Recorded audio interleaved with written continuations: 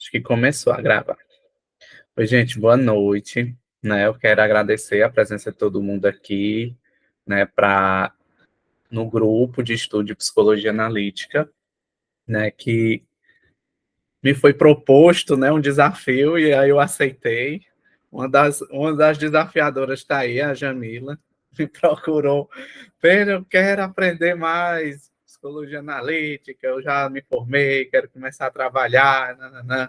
Eu disse, e aí, eu vou ser bem sincero, eu não estava assim com gás de começar, não, mas é aquela coisa da sincronicidade. O desejo já existia, né? O desejo já existia de mobilizar esse estudo aqui no Piauí, porque eu já participo de grupos de estudo e venho estudando a psicologia analítica desde a minha graduação, né? Mas de formação eu fui fazer as minhas formações em Fortaleza, né? No Ceará. E lá eu já estou há uns anos, né, estudando psicologia analítica, desenvolvendo vivências lá, né, aprendendo, participando de grupo online também, de estudo, supervisão, assim como a gente está fazendo aqui, né? Então essas experiências, né, estavam aqui acumuladas e guardadas na minha caixinha, né, dentro do meu escritório, aqui dentro do meu espaço, né, também de atendimento online. E é uma coisa que sempre ficava aqui me convocando, né? Uma ruma de livro de psicologia analítica, um monte de conteúdo, um monte de coisa interessante para a gente estudar, debater, né? E estava aqui, né? Estava aqui parado e eu acho que fazer isso circular, fazer isso acontecer, é uma forma também de me motivar, motivar outras pessoas também a aprender, né? Motivar outras pessoas também a desenvolver uma prática clínica em psicologia de forma ética, né? Compromissado, ou até mesmo, né? Para quem não é da psicologia, né? O Diego aí é do direito, é da letras, é professor, né? Também aprender um pouco, né, dentro dessa pegada da prática, né, que quando a gente olha para a teoria é uma coisa e na prática a gente vai fazendo outras coisas, outros insights, né, para ele também ir pegando aqui as nossas ideias e estudando com a gente, dando também as contribuições que ele puder nos dar a partir dos seus campos de experiência, né, eu acho que cada um de nós aqui pode contribuir, né, e eu estou começando apresentando esse grupo, falando da minha experiência, porque é importante no campo da psicologia analítica a experiência, né? E a experiência no sentido de como ela é vivenciada e como ela nos afeta, ou seja, como ela mobiliza em nós afetos, mobiliza em nós sentimentos, mobiliza em nós pensamentos, imaginações e sonhos, né? Então, a minha trajetória com a psicologia analítica é interessante, quando eu já fiz essa busca na minha análise, né, de perceber que havia esse desejo de estudar Jung antes mesmo da graduação, porque as coisas que eu gostava de estudar, de ler, de entender, já eram muitas das coisas que o Jung problematizou no desenvolvimento da teoria dele, né? E o primeiro livro que eu comprei, né, de psicologia analítica, foi um livro sobre paranormalidade e os estudos de Jung, né? Esse livro eu comprei assim que eu entrei no curso de psicologia, no ano de 2007. Diego até viu esse livro, né? Diego era meu colega de aula, ele cursou até o terceiro, foi quarto período, nem lembro mais, Diego, mas ele começou o curso também, acho que foi segundo, né? Segundo. E aí a vida fez ele ir para outros caminhos, né? Mas a gente conversava e já dialogava sobre Jung bem ali no comecinho do meu curso, né? Nosso curso de psicologia. E é uma coisa que foi amadurecendo, né? Eu já estive distante da psicologia analítica e agora eu estou voltando mais a ela pelo lugar que eu estou ocupando hoje, né? De psicólogo clínico e de me propondo a estudar, né, esses fenômenos da nossa cultura, né? Então, o Jung, né, vai surgindo assim para mim como uma persona muito misteriosa e eu também acho que eu tinha um encantamento, né, com a figura do Jung, porque eu olhava para aquela gama de estudos que ele havia desenvolvido no início do século XIX, né, para o início do século XX, quer dizer, do final do século XIX para o início do século XX, e tantas coisas interessantes, né, que ele propunha ali já no início do seu desenvolvimento teórico, como, por exemplo, estudar a questão da mediunidade.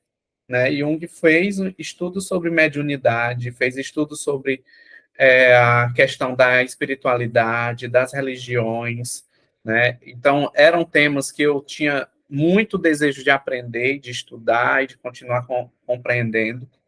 Então, foram coisas que foram casando, né?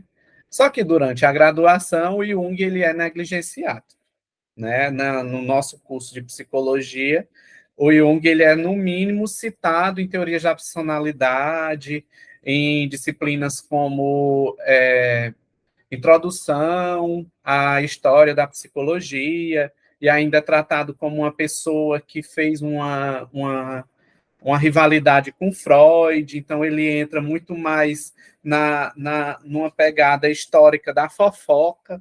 Eu acho interessante isso, que é como se fosse muito mais a questão das fofocas, né, das divergências que aconteciam entre os teóricos, do que de fato o que é que cada um estava propondo em suas teorias e por que precisaram, né, caminhar por lugares diferentes. Então, isso eu fui aprendendo, né, no decorrer dos meus cursos, das minhas formações, e eu entendi que o Jung, assim como todos nós, possui muitas personas, né? Uma das personas que me encantou no Jung foi a persona do mago, do feiticeiro, do místico, do gnóstico, do esotérico, né? E essa persona, né, que é interessante da persona é que ela é falsa, gente. Eu acho muito legal isso, porque quando a gente descobre que é uma persona, a gente descobre que ela é falsa, né? Que ela só tem uma serventia para determinada coisa. E aí eu fui descobrindo isso, né? Que existia um Jung, além do Jung interessado pelos fenômenos paranormais, místicos, religiosos, gnósticos, culturas. Havia um Jung muito interessado pelo desenvolvimento da personalidade, um Jung empírico, pragmático, cientista, né? Que também está dentro da obra dele, né? Esse profissional do campo da psiquiatria e da psicologia que vai sistematizando o seu conhecimento para tentar compreender o desenvolvimento da nossa personalidade, o desenvolvimento da vida humana mesmo, né? Dentro das suas relações com as muitas dimensões que compõem o ser humano, né? E as dimensões que a gente vai estudar aqui são as dimensões tanto da consciência quanto as da inconsciência. E aí eu vou dizer mais um pouquinho. Isso aqui é só uma introdução para falar como é a minha relação com o Jung, né? Eu vou deixar vocês falarem também, que eu quero ouvir também de vocês, né? Por que que estão aqui? Qual foi a persona do Jung que pegou vocês, né? O que é que vocês estão querendo ao estudar a psicologia analítica? Aconteceu outra sincronicidade, eu fui entender isso depois, né? Também. O interessante de fazer análise é que a gente vai entendendo as coisas que acontecem com e eu sou muito da sincronicidade. Tem gente que é muito mais dos sonhos, que é muito mais de outras comunicações com o inconsciente, as expressões artísticas, e eu sou das causalidades. O inconsciente costuma acontecer comigo a partir das causalidades, como esse grupo. Esse grupo está surgindo de uma causalidade. Né? E aí eu aceitei a missão porque a causalidade me provocou, o mundo me provocou, e eu digo, pois tá bom, não posso mais guardar, entendi. A missão está dada, vamos tentar caminhar aqui juntos, né? Uma outra causalidade interessante foi que no meio do meu curso, eu estava na cidade de Teresina e estava fazendo a visita à minha tia. Ela morava no bairro São José, ou São João, e tinha uma biblioteca nesse bairro, próximo de um posto de gasolina. E essa biblioteca estava jogando livros velhos fora. E eu, como bom estudante de psicologia e rato de livro, né, que eu adorava ir para um sebo e comprar. Muitos dos meus livros que eu tenho hoje são livros de sebo, que eu ia para sebo, visitava, olhava. Tinha lá um livro, R$ 5, R$ 6, R$ 10, de psicologia analítica, eu ia comprando. Depois eu fui descobrindo que muitos desses livros são obras raras. Eu digo, nossa, né? O quanto que eu tive sorte de ir seguindo, não sei se sorte ou se destino, né? Como diz o próprio Jung, que o inconsciente vai se fazendo como destino na nossa vida também, de ir adquirindo essas obras raras e adquirindo esses livros e adquirindo esses conhecimentos que estão aqui guardados na estante e que me serviram para me estudar e que me servem até hoje, né? Para eu continuar aprendendo e ensinando.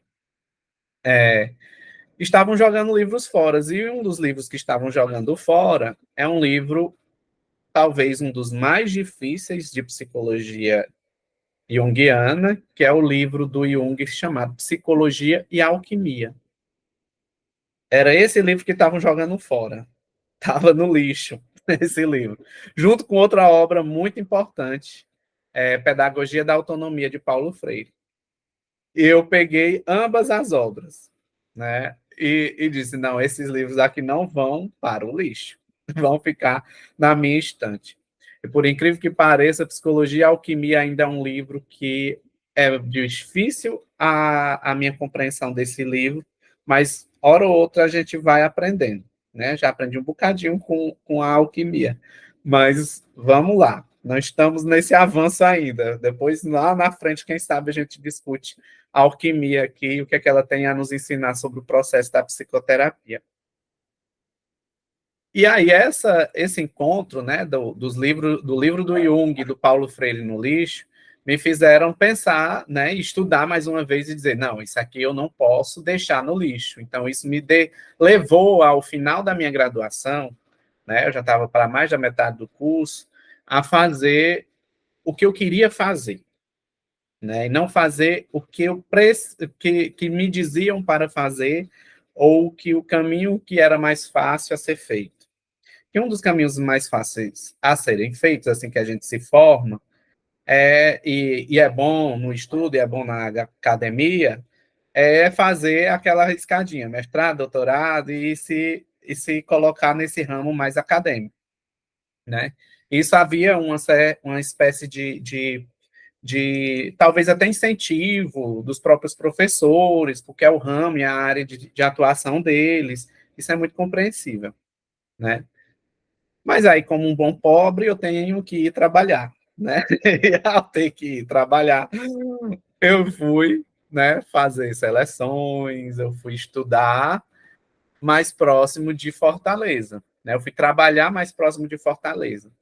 E aí me veio essa ideia de, pronto, estou terminando o curso, no final do curso, em 2014, eu já tinha terminado a minha capacitação em psicologia analítica. Em 2012, eu iniciei ela, assim que eu estou no estágio em clínica, eu inicio ela, e aí eu estou tendo a orientação na clínica pela abordagem humanista, e estou fazendo minha formação em psicologia analítica. Então, tem algumas pessoas que podem até estar com esse perfil aqui, quem ainda é aluno, né? Pode estar nos últimos módulos aí do curso, estão fazendo aí seus estágios, né? Então, que não compete, né? Não existe isso de teorias psicológicas competirem.